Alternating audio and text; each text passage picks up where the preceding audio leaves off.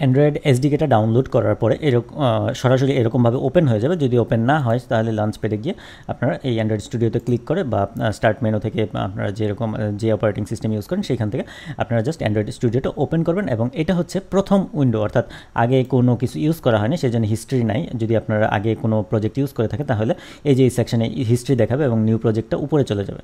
হ্যাঁ, আচ্ছা, তো এটা গেল প্রথম উইন্ডো। আচ্ছা, এখন এই যে আগের ভিডিওতে দেখলাম না যে কীভাবে এসডিকেটা ডাউনলোড হলো, এসডিকেটা আসলে কোথায় ডাউনলোড হয়েছে।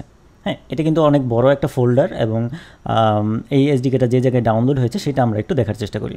তো আমি ফাইন্ডারে চলে গেলাম এবং এখান থেকে লাইব্রেরি বা এই যে এখানে গোতে গিয়ে এখানে কিন্তু এই যে লাইব্রেরি আছে, তো এখানে ক্লিক করলে লাইব্রেরিতে চলে আসবে।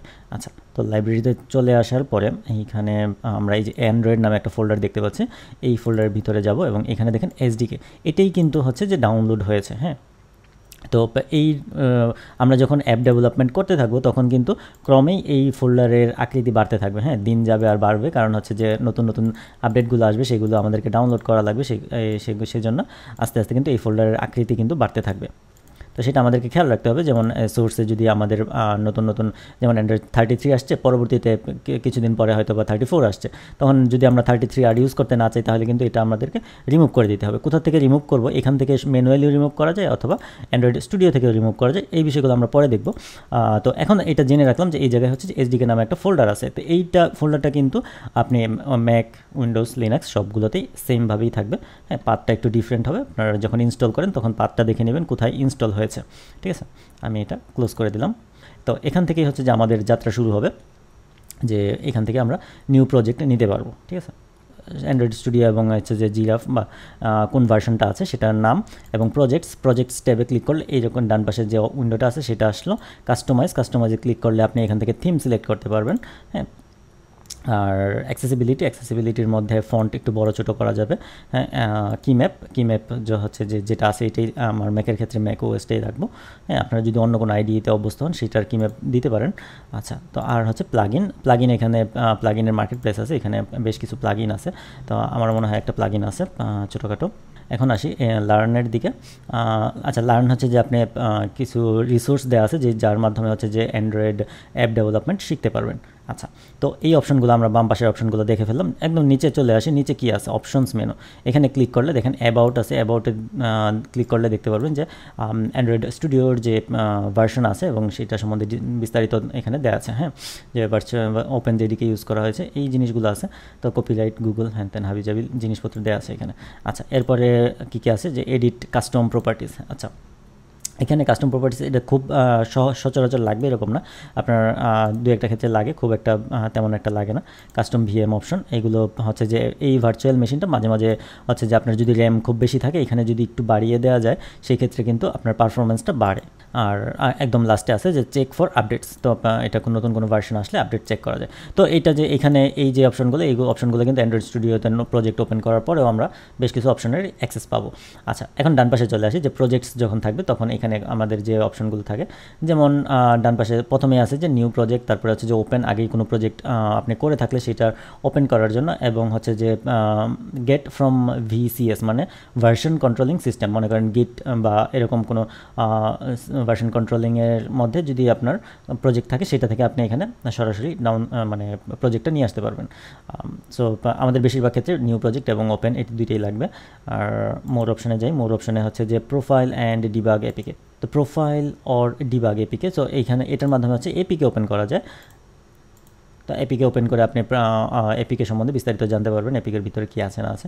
আরেকটা হচ্ছে যে ইম্পোর্ট প্রজেক্টের মাধ্যমে হচ্ছে যে গ্রেডেলের বা ইক্লিপসের, আগে তো ইক্লিপস ইউজ করা হতো অ্যান্ড্রয়েড স্টুডিওর আগে, তো ওই প্রজেক্টগুলো যদি আপনারা ইম্পোর্ট করতে চান সেক্ষেত্রে আপনারা এই অপশনটা ইউজ করতে পারেন, import and Android code sample. আচ্ছা, কোড স্যাম্পল হচ্ছে গুগলে কিছু স্যাম্পল তৈরি করে রাখছে। হ্যাঁ, ওই স্যাম্পলগুলো এই যে এখান থেকে কিন্তু আপনারা মানে জাস্ট ক্লিক করে নেক্সট দিয়ে আপনারা সেটাকে ইউজ করে আপনারা কোডগুলো এক্সপ্লোর করতে পারেন যে কী ধরনের কোড করা হয়েছে এবং ওই ফিচারগুলো সম্বন্ধে আপনারা কিন্তু জানতে পারবেন। হ্যাঁ, তো এই স্যাম্পল কোডগুলো দেখলে কিন্তু অনেক কিছু শেখা হবে। আচ্ছা, ক্যান্সেল। এরপরে আছে যে এসডিকে ম্যানেজার। এসডিকে ম্যানেজারটা কি? এই যে আমরা এসডিকের ফোল্ডারটা দেখলাম এই ভিডিওর শুরুতেই, এই ফোল্ডারে দেখেন যে এই যে এটা ডাউনলোড করা আছে, হ্যাঁ, এই যে 33 যেটা আমরা একটু আগে দেখলাম। সো এইটা এখান থেকে চেকবক্সটা তুলে দিয়ে আমরা যদি অন্য একটা দেওয়ার পরে আমরা এখান থেকে ওকে দিই, তাহলে হচ্ছে যে এইটা ডিলিট হয়ে যাবে এবং এটা ডাউনলোড হয়ে যাবে। তো এইভাবেই কিন্তু হচ্ছে যে আমরা ওই ফোল্ডারটা ডিলিট করতে পারি, আমরা ভিডিও শুরুতে যেটা দেখছিলাম। আচ্ছা, তো এখন এইখানে এই অপশনগুলোর পাশাপাশি কিন্তু শো প্যাকেজ ডিটেল যদি আমরা ক্লিক করি, একদম ডিটেইলে কিন্তু আমাদেরকে দেখাচ্ছে, হ্যাঁ, যেমন সোর্সেস ফর অ্যান্ড্রয়েড 33 এবং অ্যান্ড্রয়েড এসডিকে প্ল্যাটফর্ম 33, এই জিনিসগুলো আলাদাভাবে দেখাচ্ছে, হ্যাঁ, এবং দেখাচ্ছে দুইটা কিন্তু ইনস্টলড, হ্যাঁ। আচ্ছা, তো এটা গেল একটা অপশন এসডিকে প্ল্যাটফর্ম, আর একটা হচ্ছে এসডিকে টুলস। এখন এখানেও কিন্তু শো প্যাকেজ ডিটেলে দেখলে আমরা কিন্তু ডিটেলে অনেক কিছু পাবো।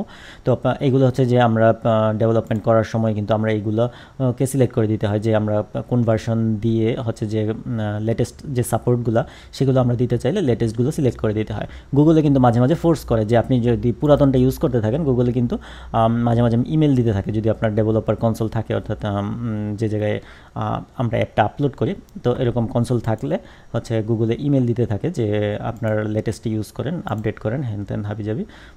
তো আপডেট করার জন্য গুগল বলতে থাকে, কারণ বেশি পুরাতনগুলো ইউজ করলে অনেক সময় নতুন যে অ্যান্ড্রয়েডের ভার্সনগুলো আছে নতুন ইউজাররা অনেক সময় ইউজ করতে পারে না। আর এনডিকে অর্থাৎ নেটিভ ডেভেলপমেন্ট কিট, এটা হচ্ছে C++-এর কোড। তো এইটার জন্য হচ্ছে যে এটাও কিন্তু বেশ লাগে। তো এইটাও কিন্তু আমরা যে কোনো একটা ভার্সন ইউজ করব, যদি যেহেতু দেখেন এখানে কোনো একটাও ডাউনলোড করা নাই, যদি অ্যান্ড্রয়েডের মধ্যে এনডিকে থাকে, এনডিকে ইন্টিগ্রেট করা থাকে, সেটা কিন্তু অটোমেটিক্যালি অ্যান্ড্রয়েড স্টুডিও বলবে যে এটা ডাউনলোড করে নেওয়ার জন্য, ঠিক আছে। আচ্ছা, তো এখানে সবগুলোই এখানে অনেক জিনিসপত্র আছে যে সো সিমেকেও কিন্তু এটার সাথে এনডিকের সাথে রিলেটেড, সিমেক দিয়ে হচ্ছে যে সি কোডগুলোকে বিল্ড হয়, C++-এর কোডগুলো বিল্ড হয়। তো এইভাবে হচ্ছে যে আমরা নতুন এসডিকে প্ল্যাটফর্মগুলো ইউজ করতে পারি, এবং কোনটা যদি ডিলিট করার প্রয়োজন পড়ে আনচেক করে দিলে কিন্তু ওই ফোল্ডারটা ডিলিট হয়ে যাবে। স্টোরেজে যে এসডিকে ফোল্ডারের সাইজটা কিন্তু কমবে, আপনার স্টোরেজটা একটু খালি থাকবে, নইলে দেখবেন যে অনেক বড় সাইজ হয়ে যাচ্ছে ফোল্ডারটা, হ্যাঁ। তো এখানে যদি অনেক চেক করা থাকে তাহলে দেখবেন যে আপনার হার্ড ডিস্ক বা এসএসডি কিন্তু অনেকটা ফুল হয়ে যাওয়ার সম্ভাবনা থাকে। সো এটা একটু খেয়াল করতে হয় যে এখানে খুব বেশি যেমন 2-3টা থাকতে পারে, কিন্তু যদি আরও বেশি থাকে সেক্ষেত্রে এগুলোর কিন্তু সাইজ কিন্তু একেবারে কম না, হ্যাঁ, অনেকগুলো থাকলে আপনার এসএসডি বা হার্ড ডিস্ক কিন্তু ফুল হয়ে যাওয়ার সম্ভাবনা থাকে। আচ্ছা, তো আমি এটা ক্যান্সেল করে দিলাম। আর কি আছে? Virtual device manager.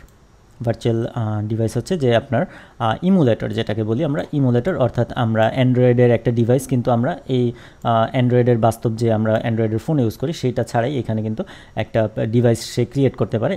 আমরা অনেকে ভার্চুয়াল বক্স নামে চিনে থাকি, যে ভার্চুয়াল বক্সের মতোই, ভার্চুয়াল বক্সে যেরকম যে কোনো একটা অপারেটিং সিস্টেম দিয়ে দেওয়া যায়, এইখানে হচ্ছে যে ভার্চুয়াল ডিভাইসের ক্ষেত্রে এখানে অ্যান্ড্রয়েড অপারেটিং সিস্টেমটা ওই ভার্চুয়াল ডিভাইসে থাকে, ঠিক আছে। তো আমরা এখান থেকে ভার্চুয়াল ডিভাইস ক্রিয়েট করতে পারি, এটা আমরা পরে দেখব। তো আমরা মোটামুটি এই ইউজার ইন্টারফেস সম্বন্ধে জানলাম। এখন নেক্সট ভিডিওতে আমরা দেখব নিউ প্রজেক্ট নেওয়া।